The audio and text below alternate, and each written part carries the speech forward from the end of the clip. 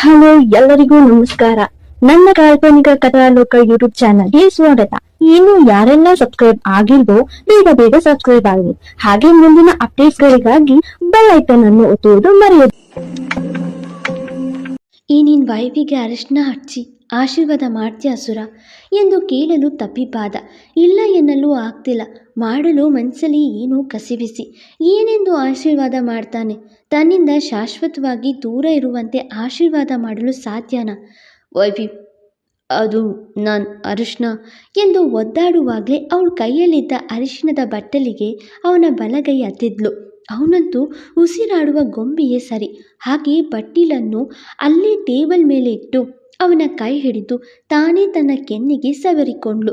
ಗಂಡನ ಕೈಯಲ್ಲಿ ಅರಿಶಿನ ಹೆಚ್ಚಿಸ್ಕೊಳ್ತಿರುವ ಅವಳ ಮುಖ ಮಲ್ಲಿಗೆಯ ಹಾಗೆ ಅಳ್ತಿತ್ತು. ಮೆತ್ತಗೆ ಇನ್ನೊಂದು ಕೆನ್ನೆಗೆ ಅರಿಶಿನ ಹೆಚ್ಚಿಸ್ಕೊಂಡ್ಳು. ಏನೆನಿಸುತ್ತೋ, ಅವನಿಗೆ ಮಾತು ಬಾರದವರಂತೆ ನಿಂತಿದ್ದಾನೆ. ಇವೆಲ್ಲ ಅವನಿಗೆ ಒಂಥರ ಹಿಂಸೆ ಆಗ್ತಿತ್ತು. ಹಾಗೆ ಅವನ ಕೈಗೆ ಅಕ್ಷತೆ ಕೊಟ್ಟು, ಗಂಡ ಹೆಂಡತಿಗೆ ಆಶೀರ್ವಾದ ಮಾಡಿದರೆ ಕೋಟಿ ಜನ್ಮದ ಪುಣ್ಯ ಸಿಗುತ್ತಂತೆ, ಆಶೀರ್ವಾದ ಮಾಡು ಅಸುರ ಎಂದು ಅವನ ಕೈಗೆ ಅಕ್ಷತೆ ಕೊಟ್ಲು. ಹಿಡಿಯಲಾಗದೆ ಅಕ್ಷತೆ ಹಿಡಿದ. ಹಾಗೆ ಅವನ ಪಾದ ಮುಟ್ಟುತ್ತಾ ಕಣ್ಣೀರು ತಂದ್ಕೊಂಡವಳು. ಯಾಕೋ ಅವನಿಲ್ಲದೆ ಮುಂದೆಂಗೆ ಎನ್ನುವ ಭಯ, ನೋವು, ಸಂಕಟ ಅವಳನ್ನು ಹಿಂಡು ಹಿಂಸಿಸಿತ್ತು. ಆದರೂ ಮೊದಲ ಬಾರಿ ಗಂಡನ ಆಶೀರ್ವಾದ ಪಡೆದೇನೆಂದು ಖುಷಿ ತಂದ್ಕೊಂಡ್ಳು. ಅವನ ಕೈ ನಡುಗ್ತಿದೆ. ಅಕ್ಷತೆ ಹಾಕ್ತಾ ಏನೆಂದು ಆಶೀರ್ವಾದ ಮಾಡೋದು? ಅವನ ಮನಸ್ಸು ನೊಂದು ಕೇಳ್ತಿದೆ. ಆದರೂ ಅವನ ಬುದ್ಧಿ ಕಿಚ್ಚು ಕಿಚ್ಚು ಎಂದು ಹೆಚ್ಚಿಸುತ್ತಿರಲು, ಎಲ್ಲಿದ್ರೂ ರಾಣಿಯಂತೆ ಬಾಳು ವೈಫಿ ಎನ್ನುತ್ತಾ ಮನಸ್ಸಲ್ಲಿ ಆಶೀರ್ವಾದಿಸ್ತ. ಹಾಗೆ ಮೇಲಿದ್ದವಳು, ಸಮಯ ಕಮ್ಮಿ ಇದೆ, ಸಿಗ್ತೀನಿ ಅಸುರ ಎಂದು ಓಡಿದ್ಲು. ಅಲ್ಲೇ ಇದ್ರೆ ಅವಳ ಕಣ್ಣೀರು ಅವನ ಕಣ್ಣಿಗೆ ಬೀಳುತ್ತೆ ಅನ್ನೋ ಭಯದಲ್ಲಿ. ಮೆಹಂದಿ ಶಾಸ್ತ್ರ ಶುರುವಾಗಿ ದಿಯಾ ಕೈ ಮೇಲೆ ಎ ಅಕ್ಷರ ಸೇರಿದ್ದಾಗಿತ್ತು. ಆದರೆ ಅವಳ ಮುಖದಲ್ಲಿ ಮದುವೆ ಸಂಭ್ರಮದ ನಗುವೇನೂ ಇಲ್ಲ. ಅಪ್ಪನನ್ನು ತಲೆ ತಗ್ಗಿಸುವಂತೆ ಮಾಡಿದ ಆಕಾಶ್ ಮೇಲೆ ಮುನಿಸಲ್ಲೇ ಇದ್ಲು. ಆದರೆ ತೋರಿಸಿಕೊಳ್ಳುತ್ತಿಲ್ಲ ಅಷ್ಟೆ. ಆಕಾಶ್ ಕೂಡ ತನ್ನ ಮದುವೆ ಎಂದು ಸಂಭ್ರಮ ಸಡಗರ ತೋರಿಸ್ತಿಲ್ಲ. ಬದಲಾಗಿ ಖುಷಿಯಾಗಿದೆ ಎನ್ನುವ ನಾಟಕೀಯ ನಗುವೆ ಬೀರ್ತಿದ್ದ. ಚಾರುಗೂ ಮೆಹಂದಿ ಹಾಕಿಸಿಕೊಳ್ಳಲು ಹೇಳಿದಾಗ ಬಲು ಖುಷಿಯಿಂದ ಮೆಹಂದಿ ಹಾಕಿಸಿಕೊಳ್ತಿದ್ಲು. ಹಾಗೆ ಕೈ ಮೇಲೆ ಅಸುರ ಎಂದು ಬರೆಯಲು ಹೇಳಿದವಳನ್ನು ದೂರದಿಂದ ನೋಡ್ತಾ ನಿಂತಿದ್ದ ಬೀಬಿ. ಏನಮ್ಮ ಇದು ಲಕ್ಕಿ ಅಂತ ಹಾಕಿಸ್ಕೊಳ್ಳೋದು ಬಿಟ್ಟು ಅಸುರ ಅಂತ ಎಂದ ಮೆಹಂದಿ ಹುಡುಗಿ ಬಳಿ. ನನಗೆ ನನ್ನ ಗಂಡ ಅಸುರ ಅಂತಾನೆ ಇಷ್ಟ, ನಾನು ಹಾಗೆ ಅವನನ್ನು ಕರೆಯೋದು, ನೀವು ಹಾಗೆ ಬರೀರಿ ಎಂದಳು. ಅವಳಿಷ್ಟದ ಹಾಗೆ ಹಸುರ ಎಂದೇ ಬರೆಸಿಕೊಂಡು ಸಂತೃಪ್ತಿ ಪಡುತ್ತಾ ಅವನತ್ತ ನೋಡಿ ತನ್ನೆರಡು ಅಂಗೈ ತೋರಿಸಿ ನಕ್ಕಳು. ಯಾಕೋ ಅವನಿಂದ ಆಗ್ತಿಲ್ಲ. ತಕ್ಷಣ ಫೋನ್ ಬಂತೆನ್ನುವ ಹಾಗೆ ನಟಿಸಿ ಅಲ್ಲಿಂದ ಹೊರಟ. ಇತ್ತ ಅಮೂಲ್ಯ ಮೆಹಂದಿ ಹಾಕಿಸಿಕೊಳ್ಳುವಾಗ, ನಿಮ್ಮ ಗಂಡನ ಮೊದಲ ಅಕ್ಷರ ಏನು ಎಂದಿತು ಆ ಹುಡುಗಿ. ಎಸ್ ಎಂದ ಸಂತು. ತಕ್ಷಣ ಅವನತ್ತ ನೋಡಿ, ಏನು ಎಂದು ಕಣ್ಣಗಲಿಸಿ ಕೇಳಿದ್ಲು ಅಮೂಲ್ಯ. ಅಂದರೆ ಎಸ್ ಯಾರು ಹೇಳಿ ಅಂದೆ ಎಂದು ಉಸಿರು ಹೊರಗೆ ದಬ್ಬಿದ. ಒಳಗೊಳಗೆ ನಕ್ಕವಳು, ನನಗೇನು ಮದುವೆ ಆಗಿಲ್ಲ, ಯಾವ ಹೆಸರು ಬೇಕಿಲ್ಲ ಎಂದ್ಲು. ಭಾವಿ ಗಂಡನ ಹೆಸರು ಹಾಕಿಸ್ಕೊಳ್ಳಿ, ಇವರೇನಾ ನಿಮ್ಮ ಫಿಯಾನ್ಸಿ ಎಂದಿತ್ತು ಆ ಹುಡುಗಿ. ಸಂತುಗೆ ಒಂಥರ ಖುಷಿ. ಅವನ ಖುಷಿ ನಿಲ್ಲಿಸಿ ಮಜಾ ನೋಡುವ ಆಸೆ ಅಮ್ಮುಗೆ. ಇವರು ನನ್ನ ಫ್ರೆಂಡ್, ಫಿಯಾನ್ಸಿ ಅಲ್ಲ ಎಂದು ಒಂದೇ ಮಾತಲ್ಲಿ ಅವನ ನಗು ತಿಂದ್ಬಿಟ್ಟಿದ್ಲು ಹುಡುಗಿ. ಹೌದು ಎಂದು ಸಂತು ಅಲ್ಲಿಂದ ಎದ್ದೋದ್ಮೇಲೆ ನಗುತ್ತಾ, ನಮ್ಮ ಮದುವೆಯಲ್ಲಿ ಹಾಕಿಸ್ಕೊಳ್ತೀನಿ ಎಂದ್ಕೊಂಡು. ಮೆಹಂದಿಯ ರಾತ್ರಿ ಮತ್ತೆ ಚಾರು ಲಕ್ಕಿ ಕೈಗೆ ಸಿಗಲಿಲ್ಲ. ಆ ರಾತ್ರಿ ಎಲ್ಲರೂ ಹಾಡು ಕುಣಿತವೆಂದು ಸಂಭ್ರಮದಲ್ಲಿರಲು ಲಕ್ಕಿ ಮಾತ್ರ ಒಂಟಿಯಾಗಿ ದೂರದಲ್ಲೆಲ್ಲೋ ನಿಂತು ನೋಡ್ತಿದ್ದ. ಎಲ್ಲರ ಜೊತೆಗೆ ಬೆರೆತು ಎಲ್ಲರಲ್ಲೊಬ್ಬಳಾಗಿ ಎಲ್ಲರಂತೆ ಹೊಂದ್ಕೊಂಡು ಹೋಗ್ತಿದ್ದವಳನ್ನ ಎಲ್ಲರೂ ಅದೆಷ್ಟು ಪ್ರೀತಿಯಿಂದ ಭಾವಿಸ್ತಿದ್ರು. ಅದರಲ್ಲೂ ಅಜ್ಜ ಅದೆಂಥ ಮುಂಗೋಪಿ. ಅವರನ್ನು ಕೂಡ ಬಿಡದೆ ಕುಣಿಸಿ ಕುಪ್ಪಳಿಸುವ ಹಾಗೆ ಮಾಡಿದ್ದ ಅವಳ ಗುಣಕ್ಕೆ, ಬುದ್ಧಿವಂತಿಕೆಗೆ, ಸ್ವಭಾವಕ್ಕೆ ಲಕ್ಕಿ ಮನಸ್ಸು ಅಂಗೈಯಲ್ಲಿರುವ ಬೆಣ್ಣೆಯನ್ನು ಕಳ್ಕೊಳ್ತೀಯಾ ಎಂದು ಪ್ರಶ್ನೆ ಮಾಡಿತ್ತು. ಎಲ್ಲರ ಮೊಗದಲ್ಲೂ ಸಂಭ್ರಮವಿದ್ದು ಲಕ್ಕಿ ಮಾತ್ರ ತನಗೂ ಅದಕ್ಕೂ ಸಂಬಂಧವಿಲ್ಲದ ಹಾಗಿದ್ದಾಗ ಅಜ್ಜನಿಗೆ ಅನುಮಾನ ಬಂದಿದ್ದು ಸಹಜವೇ. ಮದುವೆಯ ನಂತರ ವಿಚಾರಿಸಿಕೊಳ್ಳೋಣ ಎಂದ್ಕೊಂಡ್ರು. ಶೈಲಜಾರವರು ಅಷ್ಟಾಗಿ ಗಮನಿಸಿಲ್ಲ. ಇನ್ನು ಬೆಳಗ್ಗೆ ಬೇಗ ಏಳಬೇಕು, ಬ್ರಾಹ್ಮಿ ಮುಹೂರ್ತದಲ್ಲಿ ಮದುವೆ ಎಂದು ಎಲ್ಲರೂ ಅಲ್ಪ ನಿದ್ದೆ ಮಾಡಲು ಹೋದಾಗ ಲಕ್ಕಿ ಬಳಿ ಬರುವ ಸಂತು, ಲಕ್ಕಿ ಯಾಕೊಂಥರ ಇದೆಯಾ ಎಂದು ವಿಚಾರಿಸಿದ. ಅಂದಾಜಿದೆ ಏನೋ ಚಾರು ವಿಚಾರ ಎಂದು. ಏನಿಲ್ಲ ಕ್ಯಾಪ್ಟನ್, ವರ್ಕ್ ಪ್ರೆಷರ್ ಅಷ್ಟೆ ಗುಡ್ ನೈಟ್ ಎಂದು ಹೊರಟ್ಬಿಟ್ಟಿದ್ದ ಬೀಬಿ. ಲಕ್ಕಿ ಯಾವತ್ತೂ ಈ ರೀತಿ ಇದ್ದವನಲ್ಲ. ಆದರೆ ಇಷ್ಟೊಂದು ಸೈಲೆಂಟ್ ಆಗಿರೋಕ್ಕೆ ಕಾರಣ ಏನಿರ್ಬೋದು? ಚಾರು ನೋಡಿದ್ರೆ ಖುಷಿಯಾಗಿದ್ದಾರೆ, ಮತ್ತು ಲಕ್ಕಿ ಯಾಕೆ ಬೇಸರದಲ್ಲಿರೋದು ಎಂದು ಪ್ರಶ್ನೆ ಮಾಡುವಾಗ, ಸಂತೋಷ್ ಅವರೇ, ಮದುವೆ ಮುಗಿಲಿ, ಸ್ವಲ್ಪ ಸುಧಾರಣೆ ಆಗಲಿ, ನಾವಿಬ್ಬರತ್ರ ಮಾತಾಡೋಣ ಎಂದಳು ಅಮ್ಮು. ಮದುವೆ ಮನೆಯಲ್ಲಿ ಸುಮ್ಮನೆ ಯಾಕೆ ಎಲ್ಲರ ತಲೆ ಬಿಸಿ ಮಾಡೋದು ಎಂದು ಅವನಿಗೂ ಅದೇ ಸರಿ ಅನಿಸಿ ಮಲಗಲು ಹೋದ. ಮುಂಜಾನೆ ಆದಾಗ ಹಸಿಮಣಿ ಏರಲು ವಧುವರ ತಯಾರಾಗಿದ್ರು.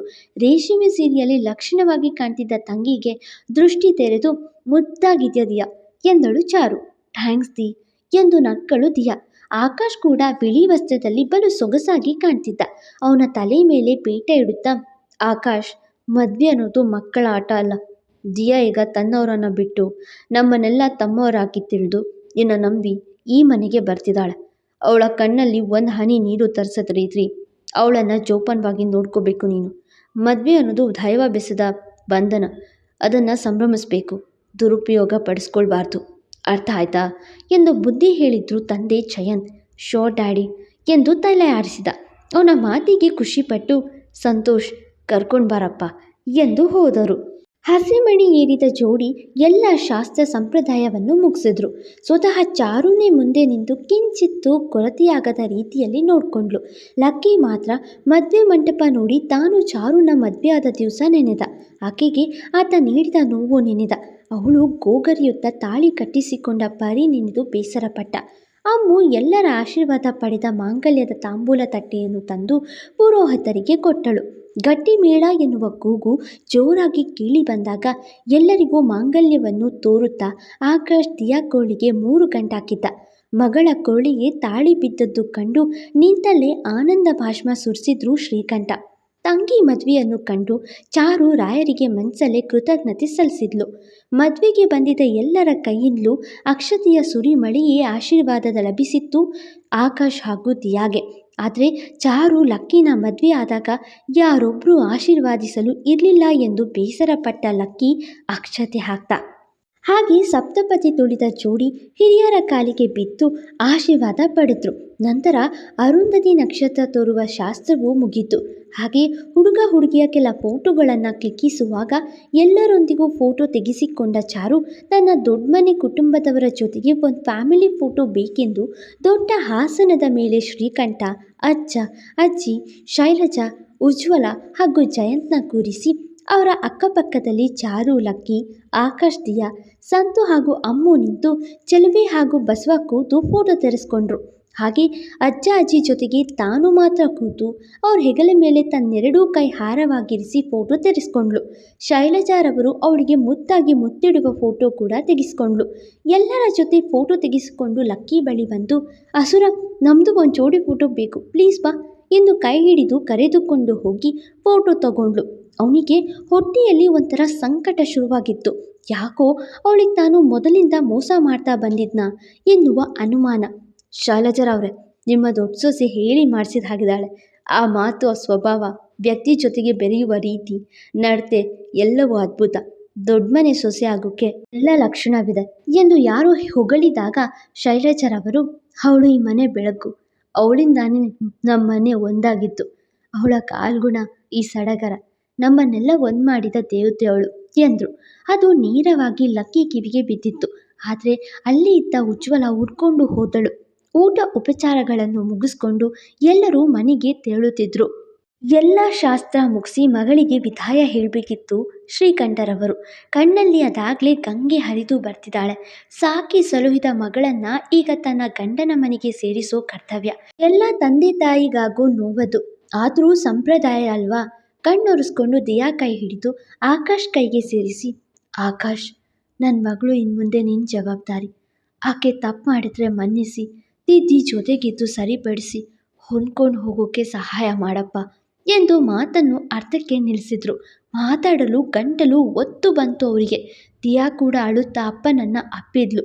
ಚಿಕ್ಕಪ್ಪ ಅಳೋದು ನೋಡಲಾಗದೆ, ಚಿಕ್ಕಪ್ಪ, ದಿಯಾ ಖುಷಿಯಾಗಿರ್ತಾಳೆ ಎಂದು ಹೆಗಲು ಮುಟ್ಟಿ ಧೈರ್ಯ ತುಂಬಿದ್ಲು ಚಾರು. ತನಗೆಷ್ಟೇ ನೋವಿದ್ರೂ ಬೇರೆಯವರ ನೋವಿಗೆ ಸ್ಪಂದಿಸುವ ಹೃದಯವಂತಿಕೆ ಅವಳದು.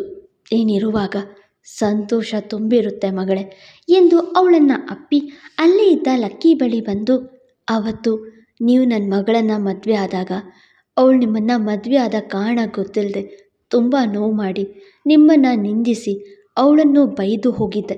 ಆದರೆ ಇವತ್ತು ಅವಳು ಈ ದೊಡ್ಡ ಮನೆಗೆ ಸೇರಿದ್ದು ಸಂತೃಪ್ತಿ ತಂದಿದೆ ಅಳಿಯಂದ್ರೆ ಎಂದು ಕೈ ಹಿಡಿದ್ರು. ಅವರ ಮಾತಿಗೆ ಏನೂ ಪ್ರತಿಕ್ರಿಯೆ ಕೊಡಲಿಲ್ಲ ಲಕ್ಕಿ. ಅವಳನ್ನು ನೀವು ಜೋಪಾನ ಮಾಡಿ ಅಂತ ನಾನು ಯಾವತ್ತೂ ಕೇಳೋದಿಲ್ಲ, ಯಾಕಂದರೆ ನೀವಿಲ್ಲದೆ ಅವಳಿಲ್ಲದೆ ನೀವು ಇರೋದಿಲ್ಲ ಅಂತ ಎಲ್ರಿಗೂ ಗೊತ್ತಿದೆ. ಚಾರು ನಿಮ್ಮ ಜೊತೆಯಾಗಿರುವಾಗ ನನಗೆ ಯಾವ ಭಯ ಇಲ್ಲ, ಯಾಕಂದರೆ ನೀವು ಅವಳನ್ನು ಎಷ್ಟು ಪ್ರೀತಿ ಮಾಡ್ತೀರಾ, ಎಷ್ಟು ನಂಬುವಿರಿ, ಎಷ್ಟು ಕಾಳಜಿ ಮಾಡ್ತೀರಾ ಅಂತ ಅವಳ ಕಣ್ಗಳಲ್ಲಿ ಎಲ್ರಿಗೂ ಅರ್ಥ ಆಗತ್ತೆ. ನಿಮ್ಮನ್ನು ಗಂಡನಾಗಿ ಪಡೆಯೋಕ್ಕೆ ರಾಯರ ಕೃಪೆ ಇತ್ತು ಅನಿಸುತ್ತೆ ನನ್ನ ಮಗಳಿಗೆ ಎಂದು ಶ್ರೀಕಂಠರವರು ಹೇಳುವಾಗ ಲಕ್ಕಿ ಮನಸ್ಸು ಚುಚ್ಚಿತು. ಅವರು ನಿನ್ನ ಅಷ್ಟು ನಂಬ್ತಿದ್ದಾರೆ, ಆದರೆ ನೀನು ಅವಳನ್ನು ದೂರ ಮಾಡ್ಕೊಳ್ಳೋಕ್ಕೆ ತಯಾರಿದ್ಯಲ್ಲೋ, ಸರಿನಾ ಇದು ಎಂದು ಒತ್ತಿ ಕೇಳ್ತಿತ್ತು. ಅಳಿಯಂದಿರೆ, ಹೀಗೆ 100 ಕಾಲ ಖುಷಿಯಾಗಿ ಸಂಸಾರ ಮಾಡಿ ಎಂದು ಕೈ ಬಿಟ್ರು. ಅವನೇನು ನುಡಿತಿಲ್ಲ. ಅವನ ಬದಲಾಗಿ ಚಿಕ್ಕಪ್ಪ ದೊಡ್ಡ ಮನೆ ಅಂದಮೇಲೆ ನಂಬಿಕೆ ಇಡಿ ಎಂದಳು ಚಾರು. ನಿಮ್ಮ ಮಕ್ಕಳು ನಮ್ಮ ಮನೆಯ 2 ಕಣ್ಗಳು ಎಂದರು ಅಜ್ಜ. ಅದು ನಿಜವೆಂದು ನಕ್ಕರು ಶ್ರೀಕಂಠ. ಅಲ್ಲಿಂದ ಎಲ್ಲರೂ ರಾಘವೇಂದ್ರ ನಿಲಯಕ್ಕೆ ಹೊರಟರು. ಅಮ್ಮನ ಸಂತು ಡ್ರಾಪ್ ನೀಡುವನೆಂದು ಹೊರಟ. ಆಕೆ ಕೂಡ ಎಲ್ಲ ಮುಗಿದಾದ್ಮೇಲೆ ಸಿಗುವ ಚಾರು ಎಂದು ಹೊರಟ್ಲು. ಅವರಿಬ್ಬರಿಗೂ ಲಕ್ಕಿ ಚಾರು ಚಿಂತೆ ಇದ್ದೇ ಇತ್ತು. ಅದಕ್ಕೆ ಅವ್ರ ಪ್ರೀತಿ ಕಡೆ ಕೊಂಚ ಗಮನ ಕಡಿಮೆ ಮಾಡಿಕೊಂಡಿದ್ರು. ರಾಘವೇಂದ್ರ ನಿಲಯ ಮನೆಗೆ ಬರುವ ದಿಯಾ ಮತ್ತು ಆಕಾಶ್ನ ಚಾರುನೇ ಆರತಿ ಮಾಡಿ ಅಕ್ಕಿ ಬೆಲ್ಲ ಒದ್ದಿಸಿ ಬರಲು ಹೇಳಿದ್ಲು. ದಿಯಾ ಒಳಗಡೆ ಬಂದ ನಂತರ ರಾಯರಿಗೆ ದೀಪ ಹಚ್ಚಿ ಪೂಜೆ ಮಾಡಿದ್ಲು. ಎಲ್ಲವೂ ಸುಗಮವಾಗಿ ನಡೆಯುತ್ತೆನ್ನುವ ಖುಷಿ ಚಾರು ಮೊಗದಲ್ಲಿ. ರಾತ್ರಿ ದಿಯಾ ಮತ್ತು ಆಕಾಶ್ ಮೊದಲನೇ ರಾತ್ರಿಗೆ ತಯಾರಾಗಿತ್ತು. ದಿಯಾನ ಅಲಂಕಾರ ಮಾಡುವಾಗ ಅತ್ತಿಗೆ ಅಮ್ಮ, ದಿಯಮ್ಮ ತುಂಬ ಮುದ್ದಾಗಿ ಕಾಣಿಸ್ತಿದ್ದಾರೆ ಅಲ್ವಾ ಎಂದು ಕೇಳಿದ ಚೆಲುವಿ ಮಾತಿಗೆ ಹೌದು ದಿಯಾ, ತುಂಬ ಮುದ್ದಾಗಿದ್ದಾಳೆ ಎಂದು ದೃಷ್ಟಿ ಬೊಟ್ಟಿಟ್ಟು ಕೈಗೆ ಹಾಲಿನ ಲೋಟ ಕೊಟ್ಟು ದಿಯಾ ಹೊಸ ಶುರು ಒಳ್ಳೆಯದಾಗಲಿ ಎಂದವಳನ್ನು ಅಪ್ಪಿ, ಚಾರು ತುಂಬ ಥ್ಯಾಂಕ್ಸ್, ನೀನೆಲ್ಲ ಅಂದಿದ್ರೆ ಇದೆಲ್ಲ ಆಗ್ತಿರ್ಲಿಲ್ಲ. ಅಪ್ಪನ ಒಪ್ಪಿಸಿ ಈ ಮನೆಗೆ ಸೇರಿಸಿ ನನ್ನ ಸೊಸೆ ಮಾಡಿರೋ ನಿನಗೆ ನನ್ನ ಜೀವನ ಪರ್ಯಂತ ಋಣ ತೀರಿಸಬೇಕು ಎಂದಳು ದಿಯಾ. ಅದೆಲ್ಲ ಈಗ ಯಾಕೆ, ಈಗ ನೀನು ಈ ಮನೆ ಸೊಸೆ, ಮನೆ ಮರ್ಯಾದೆ ಉಳಿಸುತ್ತಾ ಮನೆಯವರ ಅಚ್ಚುಮೆಚ್ಚಿನ ಸೊಸೆ ಎಂದು ಚಾರು ಹೇಳೋ ಮುನ್ನವೇ ಅಲ್ಲಿಗೆ ಬರುವ ಉಜ್ವಲ, ನಿನ್ನ ಪ್ರವಚನ ನಿಲ್ಲಿಸ್ತೀಯಾ? ನನ್ನ ಸೊಸೆ ಎಲ್ಲರ ಅಚ್ಚುಮೆಚ್ಚಿನ ಸೊಸೆ ಆಗ್ತಾಳೆ. ಅವಳಿಗೆ ನೀನು ನಿನ್ನ ಬುದ್ಧಿ ಹೇಳ್ಕೊಡ್ತಾ ದೊಡ್ಡ ಸೊಸೆ ಅನ್ನೋ ಅಧಿಕಾರ ತಗೋಬೇಡ. ಹೋಗಿ ಬೇರೆ ಕೆಲಸ ನೋಡ್ಕೊ. ಬಂದ್ಬಿಟ್ಲು ತಂಗಿನ ಕಂಟ್ರೋಲಲ್ಲಿ ಇಟ್ಕೊಳ್ಳೋಕ್ಕೆ ಎಂದು ಮೂತಿ ತಿರುವಿದಾಗ, ಸರಿ ದಿಯಾ ನಾನು ಹೊರಟೆ ಎಂದು ಅಲ್ಲಿಂದ ಹೊರಟಳು ಚಾರು. ಈ ನಕ್ಕನ ಮಾತು ಕೇಳ್ಕೊಂಡು ಬಿದ್ದಿರೋಕೆ ಈಗ ನೀನು ಈ ಚಾರು ತಂಗಿಯಲ್ಲ, ಉಜ್ವಲ ಸೊಸೆ, ಸಂಯಮ ಇರುತ್ತೆ ಎಂದು ಹಾಲಿನ ಲೋಟ ಕೊಟ್ಟು ಅವಳ ಕಿವಿಯಲ್ಲಿ, ಬೇಗ ಈ ಮನೆಗೆ ಮೊಮ್ಮಗು ಬೇಕು, ಅದು ಚಾರುಗಿಂತ ಮುಂಚೆನೆ. ನಿಮ್ಮದು ಈ ಫ್ಯಾಮಿಲಿ ಪ್ಲ್ಯಾನ್ ಅದು ಇದು ಅಂತ ಏನು ತಗೊಳ್ಬೇಡ. ದೊಡ್ಡ ಮನೆ ದೊಡ್ಡ ಸೊಸೆ ಅಂತೂ ಆಗಲಿಲ್ಲ, ಆದರೆ ದೊಡ್ಡ ಮೊಮ್ಮಗು ಮಾತ್ರ ನಿನ್ನ ಕಡೆಯಲ್ಲೇ ಬರಬೇಕು. ಇವತ್ತೇ ಶುರು ಮಾಡ್ಕೊಳ್ಳಿ ಎಂದಳು. ದಿಯಾ ತಲೆ ತಗ್ಸಿ ಸುಮ್ಮನಿದ್ಲು. ಹಾಗೆಯೇ ರೂಮಿಗೆ ಬಿಟ್ಟು ಹೋದರು. ಮೊದಲನೇ ರಾತ್ರಿಯ ಕೋಣೆ ಬಲು ಸುಂದರವಾಗಿ ಅಲಂಕಾರವಾಗಿತ್ತು. ಮಲ್ಲಿಗೆಯ ಘಮವು, ರೋಸಿನ ಅಲಂಕಾರವು ಮುದ ನೀಡುವಂತೆಯೇ ಇತ್ತು. ಆದರೆ ಮನಸ್ಸಲ್ಲಿ ಈ ಮದುವೆಗೆ ಸಮ್ಮತಿ ಕೊಟ್ಟಿರದ ಕಾರಣ ಸೀದಾ ಬಟ್ಟೆ ಬದಲಿಸಲು ಹೋದ್ಲು ದಿಯಾ. ಹಾಗೆ ತಮ್ಮ ರೂಮಲ್ಲಿ ಕುಳಿತು ಚಾರು ಕತೆ ಬಗ್ಗೆ ಆಲೋಚಿಸುತ್ತಿದ್ದವನ ಫೋನ್ ಪರದೆ ಮೇಲೆ ವೈಫಿ ಎಂದು ನೋಡಿ, ಹೇಳು ವೈಫಿ ಎಂದ. ಹಸುರ, ನೀ ನಮ್ಮ ಗೆಸ್ಟ್ ಹೌಸ್ಗೆ ಬಾ ಬೇಗ ಎಂದು ಕರೆ ಕಟ್ ಮಾಡಿದ್ಲು. ಅವನು ಯಾಕೆ ಎಂದು ವಿಚಾರಿಸಲು ಬಿಡಲಿಲ್ಲ ಹುಡುಗಿ. ಹಾಗಾದರೆ ಚಾರು ಯಾಕೆ ಹಸುರನ ಗೆಸ್ಟ್ ಹೌಸ್ಗೆ ಕರೆದ್ಲು? ಅವಳ ಪ್ಲ್ಯಾನ್ ಆದರೂ ಏನು? ಈಗಲೇ ಅವನಿಗೆ ಡೈವೋರ್ಸ್ ಕೊಟ್ಟು ಅಲ್ಲಿಂದಲೇ ಹೋಗ್ತಾಳಾ, ಅಥವಾ ಬೇರೇನಾದರೂ ಕಾರಣ ಇದೆಯಾ? ನೋಡೋಣ, ಮತ್ತೆ ಸಿಗುವ. Thank you. ಫಾಲೋ ಮಾಡಿ ಕಾಲ್ಪನಿಕ ಕಥಾಲೋಕ. ಮತ್ತೆ ಸಿಗುವ.